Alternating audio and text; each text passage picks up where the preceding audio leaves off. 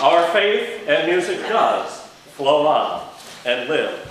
And I was, first of all, intrigued by the text in the piece that was just sung, for the text comes from a poem by Langston Hughes, who was a 20th century African-American poet. And I think he's one of your favorites as well. And when I saw that, and then the text of Christina Rossetti, which is the text for the other anthem, it reminded me how much our faith is expressed in and enriched by the arts, by the composers, by the poets, and by the artists.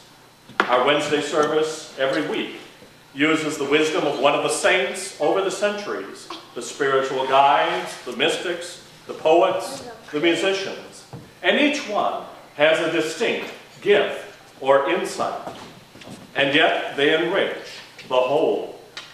As St. Paul said, we have a variety of gifts, but the same Spirit. Now, I may not particularly agree with the perspective of or theology of a particular spiritual guide, but they have something to say about our faith, and they do enrich the whole, and we can be enriched by them. And that is true of the church as well. We may not always agree, but we can be enriched by the diversity of our faith within the whole Spirit, within the community of faith, as we share and grow with one another. We can always learn something new. For ours is a living faith, a faith for all seasons and for all kinds of people.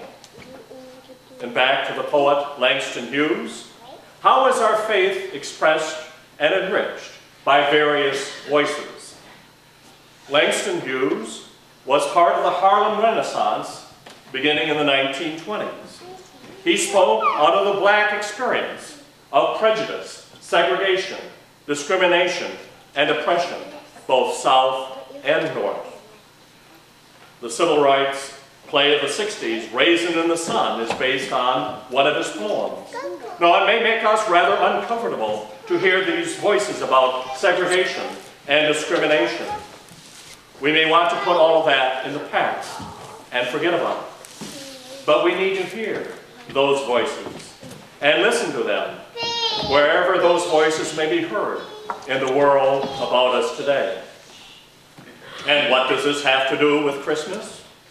One of our scriptures is the Magnificat, Mary's Song of Praise. It's a beautiful song, and it has been the text for many beautiful compositions.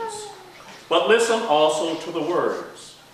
God has regarded the low estate of his handmaid. God has scattered the proud in the imagination of their hearts. God has put down the mighty and exalted those of low degree. God has filled the hungry with good